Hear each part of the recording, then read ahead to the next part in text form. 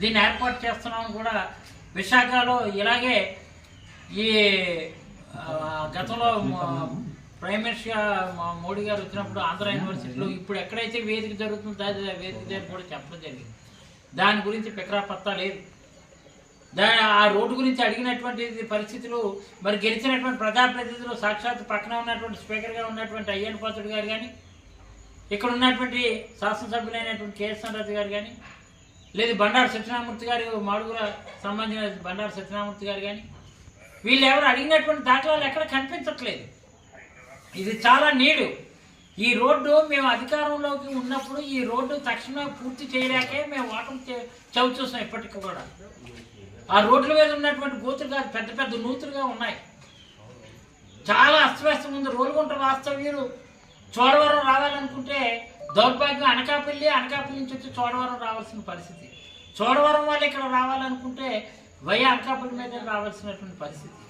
ఎంత దుస్థితికి కారణం ఒక ఎస్ఆర్ కన్స్ట్రక్షన్స్ అనే కాంట్రాక్టర్కి తెలుగుదేశం ఈరోజు ఆయన కళ్యాణదుర్గం ఎమ్మెల్యే, తెలుగుదేశానికి సంబంధించినటువంటి ఎమ్మెల్యే.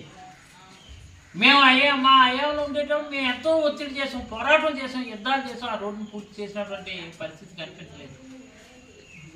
అలాంటిది ఇంకా ఈ 7 మాసాలు చూస్తే ఇంకా చాలా దారుణంగా ఉంది. కారణం ఏంటంటే అక్రమంగా క్వారీ రవాణా చేయడం.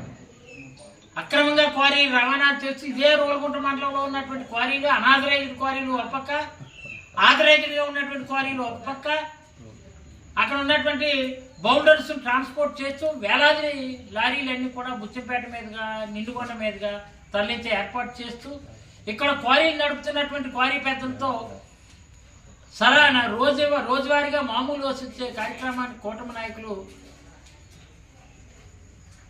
పని పెట్టుకొని చేస్తున్నారంటే ఎంత ఘోరం చూడండి. యూనిట్గా అనాథరైజ్డ్గా 250 రూపాయలు కలెక్ట్ చేస్తున్నారు. ఈ సొమ్ము ఎక్కడ పోతుంది? ప్రభుత్వాన్ని కళ్ళు కప్పి ఒక యూనిట్ కాస్ట్ ఒక 8mm పెక్కో 10mm పెక్కో ఏదైనా ఒక యూనిట్ కొంటే గతంలో 2500, 2600, 2300 ఉంటే దానికి అదనంగా దానికి ఏంటంటే సేనరైజ్కి కటింగ్ ఆర్డర్ ఉంటుంది.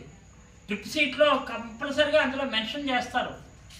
ఆ మెన్షన్ చేయవలసింది ఓన్లీ 2400 మెన్షన్ చేసి అనాథరైజ్డ్గా 250 రూపాయలు అదనంగా కలెక్ట్ చేయడం. ఆ 250 రూపాయలు ఏ కూటమి నాయకులకి వెళ్ళిపోతుందో నిగ్గు తేల్చవలసినటువంటి అవసరం ఉంది.